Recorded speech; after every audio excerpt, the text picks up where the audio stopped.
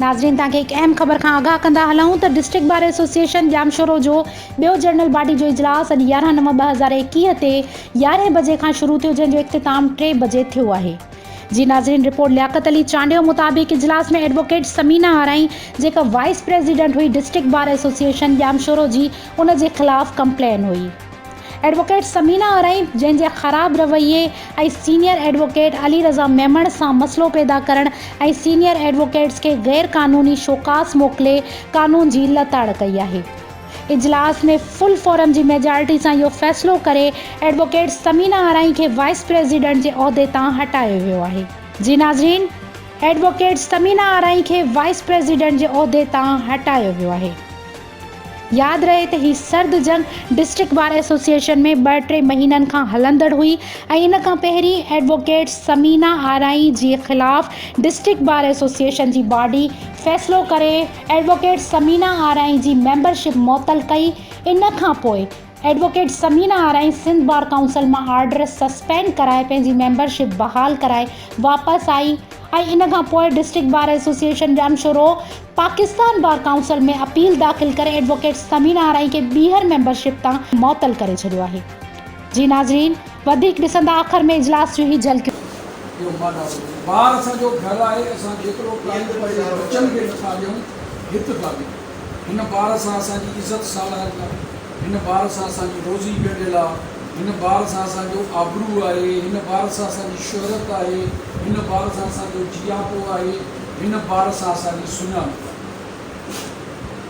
इहो सभु ॻाल्हियुनि खे चयो उनजी असां हिते वेठा हुआसीं, मां और साईं चांडियो साईं हैदर साहब जॾहिं असांजो विया फॉरेन कंट्री, या त कंहिंखे जो फुली चार्ज करे साहब थियो चङो वञो। हाणे इहे शयूं लहंदी कोन था कयूं, इहो थियो। वरी ॿियो हमर आयो जेको वीर ॿुधाए, हाणे असर पाण अचूं था निचूड़ ते।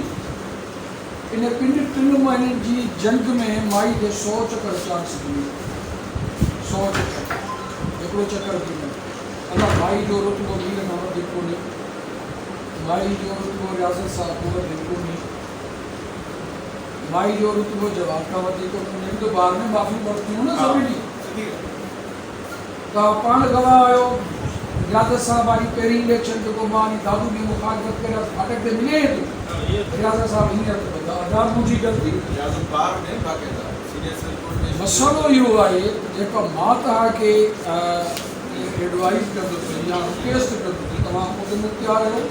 दोस्त जूं कहिड़ियूं राया हुजनि, पर महिरबानी कयो नीर नारो कमु न कजो त खीर छिटी पी वञे या खीर पितिया में पी छोड़िया। तंहिं करे पंहिंजे दोस्तनि जा ॿुधो छा था चवनि, ऐं अगरि हिकु ॿिए हुननि जे फेवर में ॻाल्हि हा उनखे चांस न मिलिया न, पोइ चांस ॾियो आहे। Here no chance more to the madam Samina. ऐं मां एतिरो चवंदुसि त जेतिरो जल्दी थी सघे इन ठकर जे मानारे खे डिस्ट्रॉय करे छॾियो, न त जे ज़िंदगी भर ताईं तव्हां मुंहिंजे ख़्याल में परेशान हूंदो।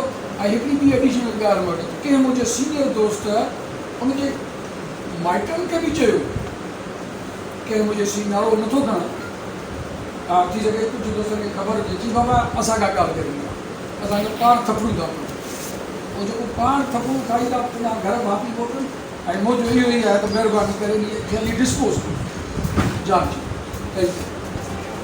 का एप्लीकेशन कोन आई, को एक्शन बि कोन आयो, ठीकु आहे न।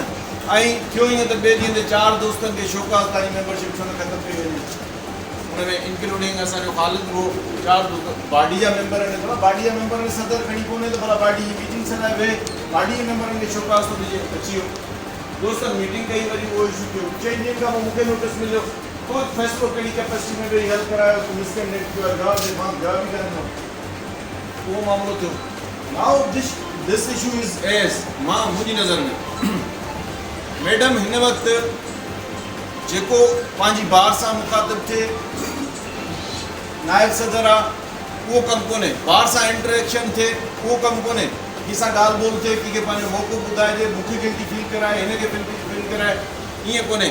मैडम धड़ाधड़ सिंध बार काउंसिल वञिणो, पोइ मीडिया लाइ ख़बर ठाहिणी आहे, व्हाट्सएप ते ठाहिणी आहे, सोशल पंहिंजो हुन ते फेसबुक ते ठाहिणी आहे, वरी हाई कोर्ट वञिणो आहे, वरी मीडिया जी ख़बर ठाहिणी आहे, वरी सोशल मीडिया ते रखिणो आहे। इन में जेको final order Pakistan bar council जो थियो आहे, उन में पाकिस्तान बार काउंसिल जो ऑर्डर थियो आहे, इहो ऑर्डर सिंध बार काउंसिल जो थियो, पर सिंध बार काउंसिल जो अलाए कंहिं कयो। जे लाइ उन हवाले सां ही ऑर्डर थियो, उन ऑर्डर जे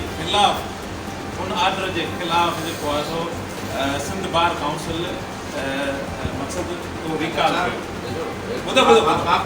हाणे न आउं तव्हांखे ॿ शयूं सिर्फ़ु ॿुधाइण में चाहियूं, उहे उन खां पोइ छा थियो त जेको आहे सो सिर्फ़ु ॿ शयूं ॿुधायूं। उन ऑर्डर जे उहो रिकॉल थियो, रिकॉल कयो, रिकॉल न पर उन ऑर्डर जे अपील थी, उहा अलो थी मैडम जी, ऐं उन ऑर्डर जे ख़िलाफ़ 24 ॾींहं उहे उन खां पोइ मिस्टर आगा जो कौसर हुसैन साहब उन एफर्ट्स वरिता पंहिंजे लेवल ते, ख़ुदि मीर मगरे एफर्ट्स वरिता आहिनि, ऐं न ॻाल्हि मीर मगरे ऑलरेडी एफर्ट्स वठी चुको आहे, ऐं जेको आहे मुंहिंजो मतिलबु आहे त जेको एफर्ट्स ऑलरेडी वठी चुका आहिनि। हाणे असांजो